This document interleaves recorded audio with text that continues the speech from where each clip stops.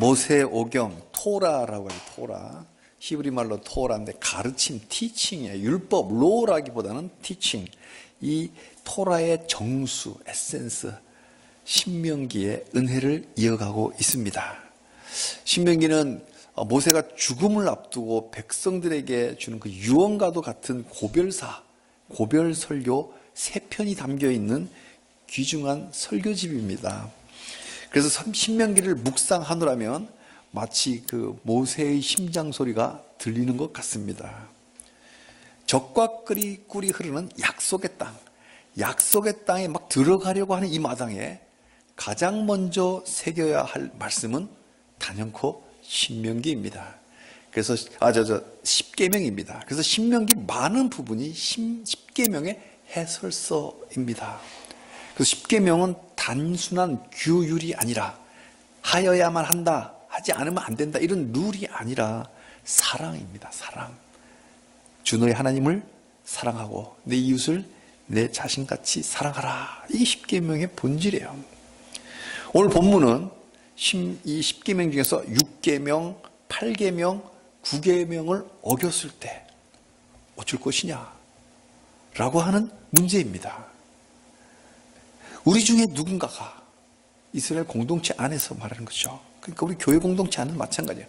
우리 중에 누군가가 이웃을 사랑하라는 계명을 받았음에도 살인을 하고 도둑질을 하고 거짓말을 한다면 그렇게 우리 공동체가 잘못되어 갈 때 우리는 과연 어떻게 해야 할지를 가르쳐주는 토라의 말씀입니다.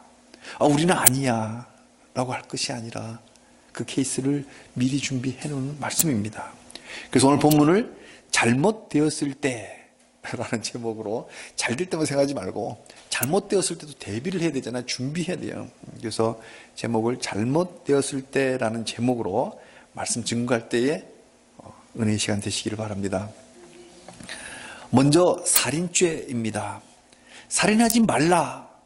이 계명은 부모를 공경하라는 계명 바로 다음에 이어져 나옵니다. 그러니까 부모 공경이 5번째 계명이잖아요. 근데 인간 사랑, 이웃 사랑에 대해서는 제일 먼저 나오는 게 부모 공경이니까 인간 관계의 가장 기초가 부모 공경이에요. 단순한 효도를 말하는 것이 아니라 태어나서 제일 먼저 만나는 사람이 엄마 아빠잖아. 그러니까 그 엄마 아빠도 사랑하지 못하고 공경하지 못하는 사람이 나가서 누구하고 무슨 인간관계를 맺겠냐. 그래서 기초가 되는 게 부모 공경하라는 거예요. 그 자기 위의 권위에 공경하라, 순종하라는 뜻이 감겨 있는 거죠. 그런데 그 부모 공경 바로 다음 나온 계명이 바로 살인하지 말라. 그러니까 인간관계에서 기초가 부모 공경이라면 인간관계 첫 번째 첫걸음은 살인하지 말라. 살인하지 않는 거예요. 그만큼 살인은 인간관계에서 금기시되는 가장 우선적이고 가장 중요한 계명입니다.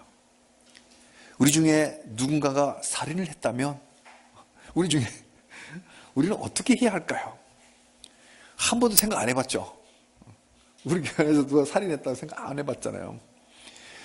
우리 사회의 형법은 잡아갑니다. 잡아가죠. 사회에서 함께 살지 못하도록 격리하는 거예요. 자, 그러면 세상법은 잡아간다면 하나님법은 어떻게 할까? 하나님은 살인죄를 어떻게 다스리라고 하실까요? 하나님의 처벌에는 공의와 사랑이 서려 있습니다. 과실이 있는지 가려서 처벌합니다. 무조건 일률적으로 처벌하지 않습니다. 과실치사는 정상을 참작해서 경감해 줍니다. 우리 형법도 마찬가지지만 특히 하나님이 그렇습니다. 5절에 하나의 사례가 나옵니다. 오늘 읽지는 않았지만 앞에 5절에 그런 사례가 나와요. 가령이라는 게 뭐예요?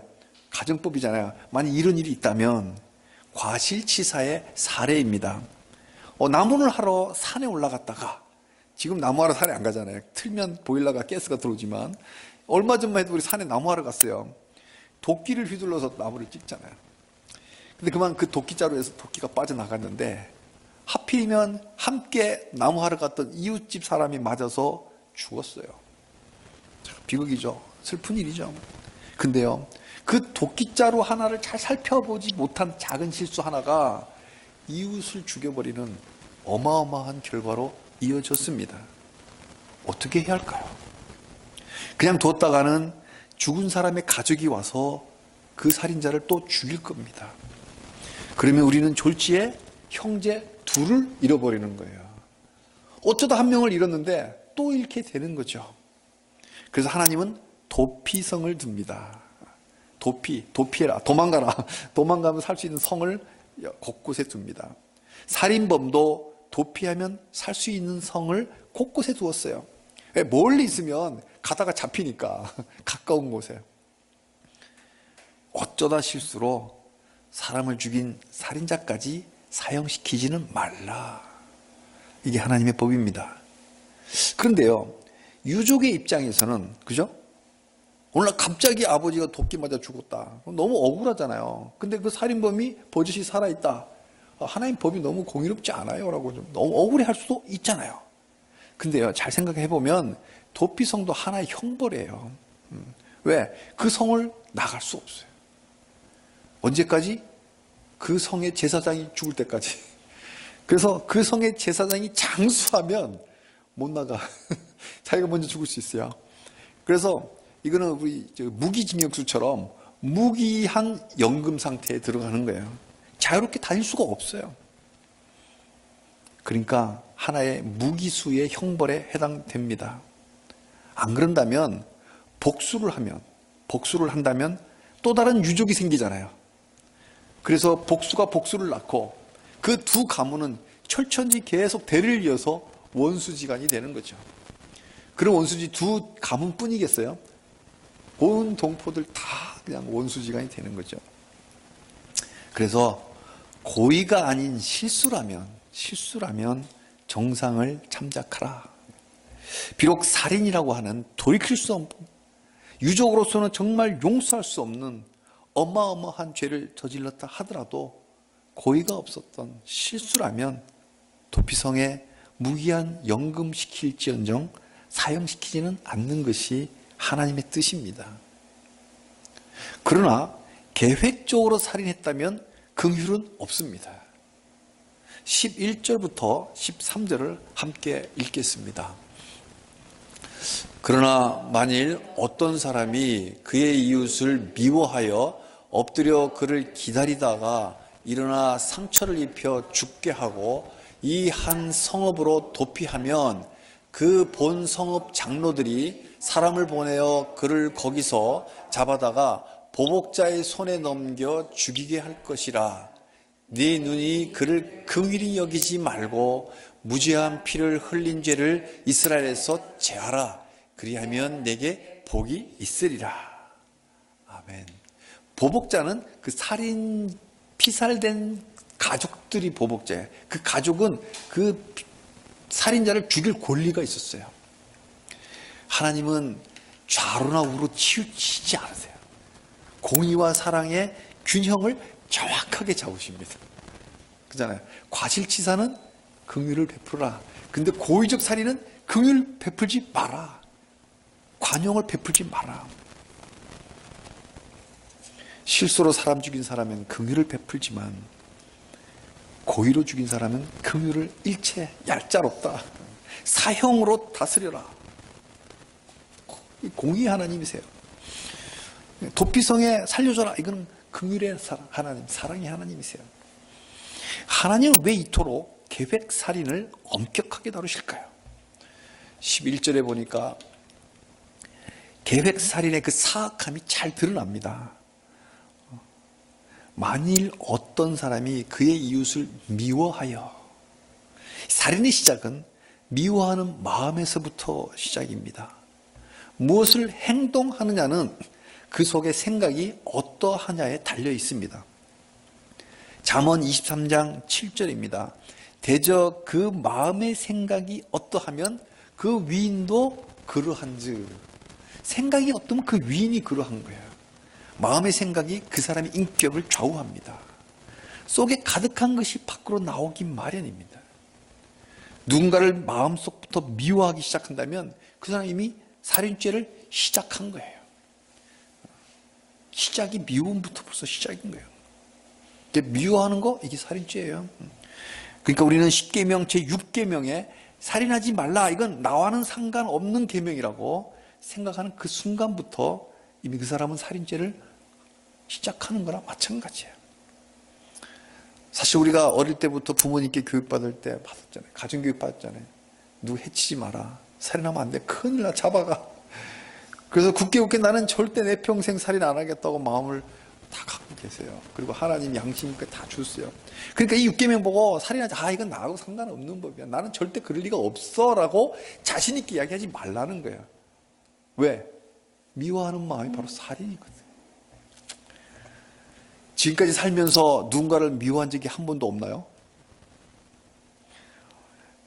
미워하는 마음을 먹은 것이 이미 살인을 저지른 겁니다.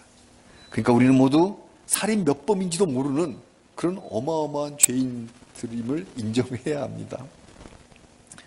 최초의 살인자 카인이 그랬습니다. 동생을 미워하는 죄를 다스리지 못해서, 미워하는 게 죄예요. 그 죄를 다스리지 못해서 정말로 살인을 계획하잖아요. 결국 동생을 들판에서 쳐 죽였습니다. 미움이라는 그 감정 하나가 잘 다스리지 못했기 때문에 결국은 살인으로 연결돼요. 레위기 19장 17절 말씀, 너는 내 형제를 마음으로 미워하지 말며 내 이웃을 반드시 견책하라. 이 말씀 참 재밌어요. 마음으로 미워하지 말라. 그러니까 같은 교회 성도들을 마음으로 미워하면 안 돼요. 근데 내 이웃을, 내 성도를 반드시 견책하라. 잘못되었을 때 그 형제를 마음으로 미워하지는 마라. 그 대신에 그렇다고 방치해서도 안 돼. 견책하라는 말은 잘 타일러라. 그러니까 미워하지 않으면서도 그 잘못된 것을 타이를 수 있어야 돼요. 그리고 11절에 미움 다음에 뭐가 나와요? 엎드려 그를 기다리다가, 참 사자처럼 바짝 숲을 밑에 엎드려서 기다려요. 숨어 있는 거예요. 때를 기다립니다. 정말 사악하죠.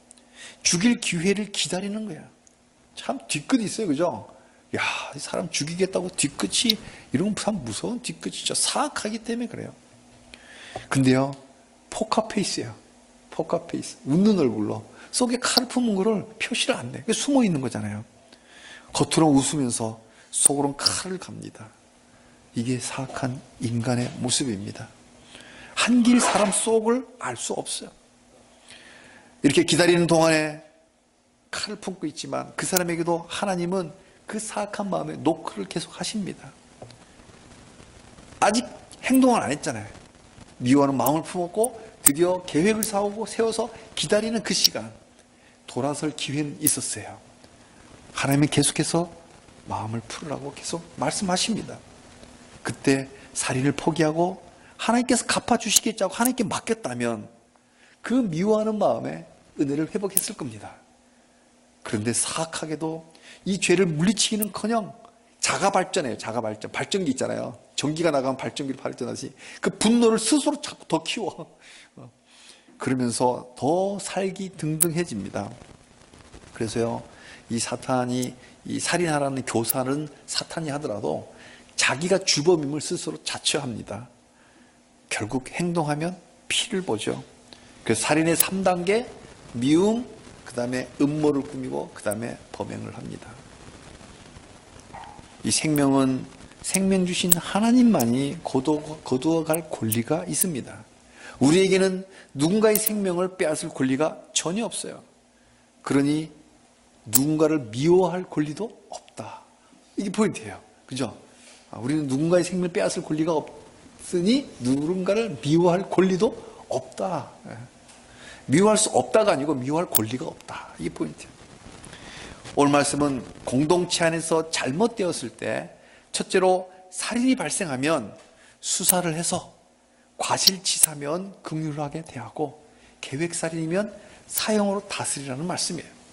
3400년 전에 그 당시에 청동기 시대의 법이 그랬어요. 사회법이. 그렇다면 21세기를 사는 우리 현대를 사는 우리 교회 공동체는 이 말씀을 어떻게 적용해야 할까요? 어쩌다 실수로 본의 아니게 형제를 미워할 수는 있잖아요. 내 마음이 그렇다면 얼른 돌이켜야 돼요. 이걸 계획하는, 뒤끝 있게 보복하는 플랜을 짜기 전에, 짜는 중간이라도 성령께서 찔러주시면 얼른 회개하고 미워하는 마음을 내려놔야 돼요. 또 우리 다른 형제가 그러고 있다면, 그 미워하는 마음을 키워가면서 계속 뭔가 보복할 뒤끝있게 막 하고 있다면, 계획을 짜고 있다면 그 형제를 잘 타일러야 돼요. 타일러야 돼요. 미워하는 마음이 곧 살인죄임을 쉽게 알려줘서 그 미움을 풀도록 권해야 됩니다. 그래서 우리는 모두 권사로 부름 받았습니다. 자, 이런 의미에서 우리 옆 사람하고 인사했으면 좋겠습니다. 당신은 권사입니다. 당신은 권사입니다. 예. 우리는 모두 하나님의 권사들입니다. 권면해야 돼요. 그래서 미워하기로 작정하고 이렇게 권면을 해도 계속 고집이 세잖아요. 그죠? 그래요. 권면해서 한마디 들으면 얼마나 좋겠어. 그래 계속 해도 고집을 꺾지 않고 계획을 계속 하다가 그렇게 하고 있으면 교회는 그 죄를 어떻게 해야 될까요? 엄격하게 제거해야 돼요. 엄할 땐 엄해야 합니다. 그래야 하나님의 복이 우리 교회 공동체에 머무릅니다. 그래서 우리 권면을 듣지 않고 계속해서 형제를 미워하고 끝까지 뒤끝있게 해를 끼치는 사람이 있다면 우리 공동체에서 제거해야 돼요. 추방이죠. 그게 바로 하나님의 법이에요. 우리 사람의 말을 듣지 않은 것이 아니라 하나님의 말을 거부한 거예요. 왜? 그게 살인죄인데. 사랑하는 성도님들, 우리 교회는 아직은 작지만 주님의 공동체잖아요. 그래서 미움이 없는 교회 됐으면 좋겠어요. 싸움이 없는 교회 됐으면 좋겠어요. 서로 위해주는 교회. 우리 모퉁이돌 교회잖아요. 코너스톤. 모퉁이돌이 뭐예요? 예수님이에요. 그 코너스톤, 모퉁이돌 위에 주님 위에서 주님의 몸을 함께 이루어져 가고 지어져 가기를 주님의 이름으로 축복합니다. 아멘.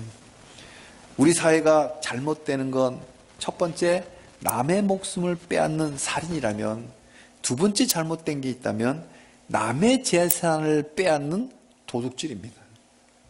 제8계명 도둑질하며 하지 말라라고 돼서 오늘 본문 14절은 특히 땅을 훔치는 죄에 대해서 경고를 합니다. 내 이웃의 경계표를 옮기지 말지니라.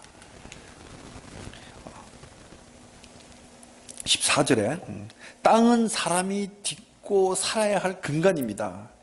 땅이 없으면 사람이 살 수가 없어요. 우주에 둥둥 떠다닐 수도 없고. 그러니까 남의 땅을 훔치는 거는 그 사람 보고 죽으라는 소리하고 똑같은 거예요. 그죠? 이제 곧 약속의 땅에 들어가면 지파별로 그 땅이 배분이 되고 그 지파는 다시 그 땅을 가문별로 또 나눠주고 가문은 가족별로 땅을 또 나눠줄 겁니다. 그 땅의 소유권은 이 가정에게 있다고 하는 공시의 방법으로 경계표를 세웠어요. 이렇게 왜 말뚝 박아 놓잖아요. 이렇게 울타리 하듯이. 그래서 그 당시에도 이렇게 표를 이렇게 팻말을 붙여놨어요. 이거는 김서방 땅, 이거는 김서방 땅. 이렇게 써놨어요. 표시를 딱 해놓은 거죠. 사회가 제대로 된 사회라면 그 경계표는 제자리에 계속 있어야 됩니다. 그렇잖아요. 제대로 된 사회라면. 그 지 맘대로 자고 나면 이리로 옮겨져 있고 자고 나면 이렇게 옮겨져 있다면 제대로 된 사회 아니에요. 잘못된 거예요. 그럼에도 죄로 물든 인간은 남의 걸 탐내요. 자기 땅이 있는데도 좀 더 가지려고 욕심에 눈이 멀어 사람이 취해집니다. 형제의 땅을 대놓고 강탈하기도 하고요. 속여서 빼앗기도 하고 어떨 땐 교활하게도요. 합법을 위장해서 빼앗아 갑니다. 국가 간에는 영토 분쟁은 영토 전쟁이에요. 개인 간에는 강도나 도둑질입니다. 사기치고. 사람이 자유로우려면 경제가 자유로워야 그 삶이 자유롭습니다. 그렇지 않습니까? 경제가 엉망인데 무슨 평화입니까? 삶의 터전을 여기서도 저기서도 막 빼앗고 빼앗게 간다면 그 사회는 잘못된 사회예요. 십계명의 그 10번째 계명이 내 이웃의 모든 소유를 탐내지 말라고 합니다. 이 탐내지 말라고 할 때 그 다음에 나오는 그 말씀이 내 이웃의 집이나 밭을 탐내지 말라. 부동산 탐내지 말라. 특히 땅, 이웃의 땅을 탐내지 말라. 왜? 이 땅은 모든 재산의 가장 기초가 되는 거예요. 땅을 밟고 살아야 되니까. 대명사죠. 제유법으로 모든 재산의 대표예요. 그러니까 땅을, 특히 눈에 띄 땅을 8계명에 도둑질하지 말라. 이웃 땅의 경계표를 남몰래 슬쩍 옮기지 말라. 이 계명을 지키려면 어떻게 해야 돼요? 10계명의 10번째 계명인 탐내지 말라. 욕심내지 말아야 돼요. 탐내지 말아야 돼요. 아까 살인이 마음에 미워하지 말아야 하듯이 도둑질 안 하려면 마음에 탐심을 다스려야 돼요. 욕심내지 말아야 돼. 땅을 지으신 분은 하나님입니다. 그래서 그 땅의 소유권은 하나님께 있어요. 그 하나님이 자신의 땅을 형제들에게 나눠준 거예요. 선물이에요. 선물 준 거예요. 남의 땅을 훔친다는 것은 하나님 땅을 훔치는 거예요. 하나님 선물 주신 건데 그걸 훔치는 거예요. 간도 크지. 어떻게 하나님 거를 훔치려고 그래요. 그죠? 어떤 도둑이 이러잖아요. 검사집 가고 털었다고. 간도 크죠. 그죠? 하나님이 형제에게 주신 선물을 빼앗을 권리가 우리에게는 없습니다. 형제의 몫을 인정해라. 사랑하는 성도님들, 우리는 있는 걸로 족한 줄 알기를 바랍니다. 있는 걸로 족하고 남의 것 탐내는 마음부터 다스립시다. 그래야 하나님이 주신 평강을 누릴 수 있습니다. 사회가 잘못되었을 때 세 번째는 거짓말입니다. 거짓말. 살인죄와 절도죄가 당사자끼리 가려지지 않으면, 그죠? 닭 잡아먹고 오리발 내밀 수 있잖아요. 내가 언제 그래. 이게 가려지지 않으면 법으로 갑니다. 판결을 하려면 증거가 있어야 하는데 당시에는 CCTV가 없었잖아요. 그러니까 물증이 없으면 어떻게 돼요? 목격자의 증언이 유력한 증거가 됩니다.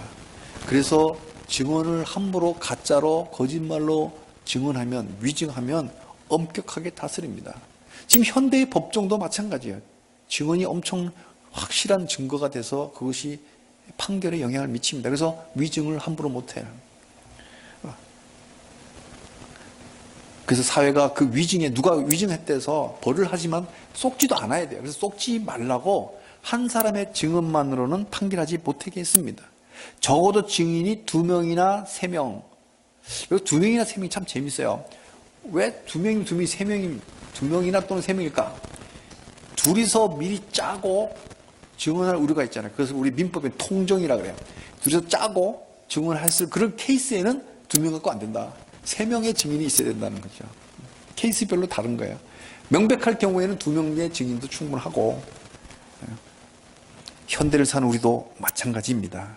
우리도 한쪽 말만 듣고 판단하면 그게 죄가 되는 거예요. 거짓 증언의 죄에 참여하는 거예요. 양쪽 말 다 들어봐야 됩니다. 한번 잘못되어진 살인이나 도둑질을 위증으로까지 억울한 일까지 생기면 더 큰 잘못이잖아요. 그래서 우리 공동체가 잘못되었을 때 우리는 신중해야 됩니다.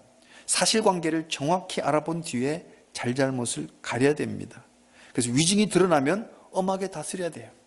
19절에 보니까 위증으로 채택될 벌을 그 위증자가 그대로 받게 되는 거예요. 만약 위증해서 15년이면 그 위증이 들어가면 그 사람이 15년을 받아야 되는 거예요. 똑같이 벌을 주는 거예요. 사랑하는 성도님들, 우리가 형제를 해치기 위해서 법정에 서서 거짓 증언할 일은 사실 우리 실상에 별로 없잖아요. 그럴 일은 별로 없을 거예요. 그래서 우리 실생활 가운데서는 뒤에서 험담하는 일은 종종 있을 수 있습니다. 남의 말 하기 좋아하는 사람이 있어요. 카드라식으로 비난할 수가 있어요. 소문을 퍼뜨리는 것도 다 하나의 거짓 증언, 위증죄라고 할 수 있습니다. 누군가를 억울하게 하면 그 벌을 자신이 받는 거예요. 이게 하나님의 법이에요. 억울하게 한 만큼 자신이 다 돌아오는 거예요. 거짓 증언도 하나의 도둑질이에요. 왜? 그 사람의 명예 도둑질. 그죠? 살인은 남의 생명 도둑질이고, 그죠?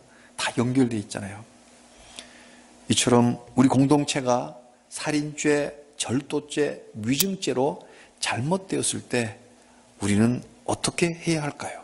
그 결론이 오늘 21절입니다. 한번 함께 읽겠습니다. 내 눈이 긍휼히 여기지 말라. 생명에는 생명으로, 눈에는 눈으로, 이에는 이로, 손에는 손으로, 발에는 발로이니라. 우리가 함무라비 법전으로 알고 있는 눈에는 눈, 이에는 이는 실은 성경에 3번이나 나옵니다. 오늘 본문 신명기 말고도 출애굽기 21장 24절에도 나오고요. 레위기 24장 20절도 나옵니다. 근데 이 얼핏 보면 굉장히 가혹해 보입니다. 내 이웃을 사랑하라고 하신 하나님이 어떻게 눈에는 눈, 이에는 이로 갚으라고 하시는 걸까요? 여기에는 사회 전체의 평강을 위한 하나님의 원리 세 가지가 들어 있습니다. 이걸 알면 우리가 사는 공동체가 잘못되었을 때, 그러니까 예를 들면 가정이 불화가 생긴다거나 교회가 분쟁이 생겼을 때 이 문제를 우리가 어떻게 다루어야 할지를 이 하나님의 기준을 똑바로 세울 수 있습니다. 눈에는 눈, 이에는 이, 이건 가혹한 벌이 아니라 사랑의 벌입니다.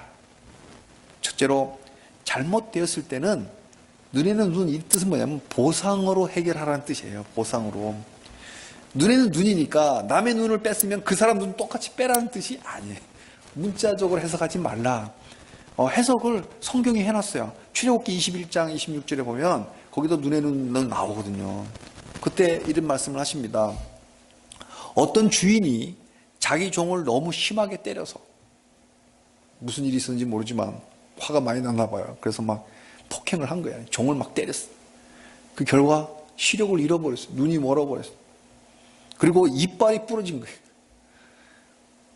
자, 이렇게 했을 경우에 무슨 이유인지 모르겠지만 결과론적으로 종이 크게 다쳤어요. 눈이 멀고 이가 부러진 거예요. 그러면 눈에는 눈, 이에는 이로 해라. 어떻게 되나? 출애굽기 21장 26절과 27절에 나옵니다. 그 눈에 대한 보상으로 그 주인의 눈을 빼라가 아니라 그를 놔주라. 종에서 자유롭게 뿌려. 그러니까 옛날에 뭐야, 그 빚 때문에 종살이 한다 그랬잖아요. 빚 다 탕감해 주는 거야. 그게 보상해 주는 거예요. 그 이에 대한, 부러진 이에 대한 보상으로 그 주인의 이도 부러뜨리려가 아니라 그를 놔주라. 치아를 부러뜨렸으면 그 사람 이빨 같이 부러뜨린 벤치 갖고 와 부러뜨린 게 아니라 충분히 보상하라는 뜻이에요. 그게 성경이 그대로 해석을 해 놓으셨어요. 보상하면 평화롭게 사건이 종결됩니다. 복수하면 전쟁은 계속돼요. 치아를 이렇게 내가 하나 부러졌으니까 너도 하나 뽑다가 하나 더 부러질 수 있잖아요. 그러니까 눈에는 눈, 이에는 이는 그대로 복수하라는 뜻이 아니라 거기에 상응하는 충분한 보상을 해라. 이게 성경을 종합적으로 봐야 되죠. 두 번째, 잘못되었을 때는 어떻게 질서 있게 처리하라는 뜻이에요. 눈에는 눈이니까 자기 마음대로 복수하라는 것도 아닙니다. 그리고 자기 마음대로 그냥 보상하는 게 아니에요. 출애굽기 21장으로 다시 가보면 22절에 벌금을 내되 재판장의 판결을 따라서 내라고 합니다. 왜냐하면 눈 하나가 뭐 1억, 자기는 많이 준다 생각했지만 받은 사람은 적게 생각할 수도 있고 합의가 안 될 수 있잖아요. 그러니까 재판장의 판결을 따라서 질서 있게 해라. 우리 형법에 자기 방어권이 있습니다. 미국에는 자기 방어권이 더 커서 막 총도 무장을 할 수 있잖아요. 그렇지만 이 자기 방어권은 상당히 제한적입니다. 반드시 공권력을 통해서 제재해야 됩니다. 교회에서의 문제는 운영위원회가 있죠. 우리는 운영위원회의 결정을 따라서 질서 있게 처리하는 것이 하나님이 원하는 뜻입니다. 세 번째로, 잘못되었을 때 법으로 가기 전에, 그렇죠? 보상하라.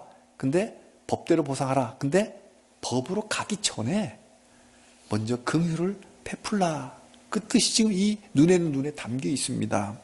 막상 법에 가면요, 먼저 중재하라고 하는 경우가 의외로 많습니다.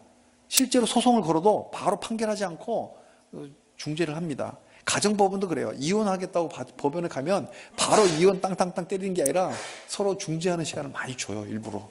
어떻게 다시 한번 해보라고. 현재 법이 그래요. 그러니까 마음대로가 아니라 법대로. 법대로보다는 관용으로 해결하라는 뜻이 눈에는 눈, 이에는 이에 담겨 있습니다. 왜? 예수님 말씀 중에 오른쪽 뺨을 치거든 왼편도 돌려대라는 그 유명한 말씀 있잖아요. 이 말씀하실 때 바로 이 말씀을 인용하신 거예요. 눈에는 눈, 이에 이. 마태복음 5장 38절 39절입니다. 또 눈에는 눈으로, 이는 이로 갚으라고 하였다는 것을 너희가 들었으나 나는 너희에게 이르노니 악한 자를 대적하지 말라.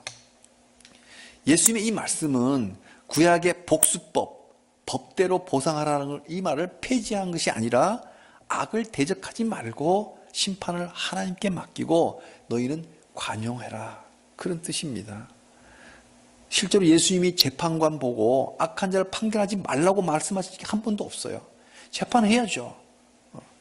법을 하지 말란 뜻이 아니라 가능한 한 법에 가기 전에 먼저 관용을 베풀 게 없는지 좀 충분히 살펴봐라. 그러니까 성도는 까칠하게 법대로 하자 그렇게 주장하기 전에, 그런 사람 있잖아요. 야, 법대로 해, 법대로 해. 그러기 전에 관용할 게 있는지 우리 성도는 좀 살펴봐야 돼요. 법이 다는 아니에요. 그래서 그렇게 해야 내 영혼이 피폐해지지 않습니다. 법대로 해서 조그만 이득이 얻을지언정 그 영혼이 피폐해집니다. 법정 투쟁하는 과정에서. 사랑하는 성도님들, 신명기는 매우 실제적인 말씀이에요. 아주 실제적인 말씀이에요. 우리가 실제로 살아가면서 부딪힐 수 있는 사건, 사고 속에서 뭔가가 잘못되었을 때 어떻게 처리해야 할지를 알려주는 길잡이입니다. 우리도 누군가를 미워하는 실수를 할 수 있습니다. 살인죄죠. 누군가를 미워할 수 있어요. 실수잖아. 그러니까 아직 회개할 기회가 있을 때 얼른 회개해서 우리 마음에서 미움을 잘라냅시다. 계속 갖고 있으면 아까 교회 공동체부터 잘라냄을 당하는 거예요. 우리는 남이 가진 것을 탐내는 실수를 할 수 있습니다. 도둑질의 시작이잖아요. 그러나 우리도 그런 실수는 누구나 할 수 있지만 남의 거 부러워하지 맙시다. 하나님이 형제에게 주신 그 선물을 욕심내면 하나님 나에게도 주신 선물 있잖아요. 그 선물이 더러워져요. 그리고 우리도 누군가를 비방하는 실수를 할 수 있습니다. 거짓말하는 거잖아요. 거짓증을 하는 거잖아요. 누군가를 또 비방할 수 있어. 아차하는 순간에 우리도 그런 실수를 할 수 있다. 그러나 내가 던진 돌 하나가 누군가를 죽일 수도 있습니다. 아직 기회 있을 때 회개해서 그 비방하는 입술에 소금을 쳐서 은혜를 끼치는 입술로 바꿉시다. 그래서 우리 교회 공동체부터 이웃을 사랑하는 법을, 참 이웃 사랑하는 게 쉽지 않잖아요. 쉽지 않아요. 말처럼. 근데 이게 하나하나 배워가는 거예요. 그래서 신명기는 구체적인 케이스를 하나하나씩 가르쳐 주잖아요. 이거 우리 삶 가운데 하나하나 배워갑시다. 사랑하는 법을 하나하나 배워서 주님의 몸을 함께 지어져 가는 우리 모퉁이들 교회 공동체 되기를 주님의 이름으로 축복합니다.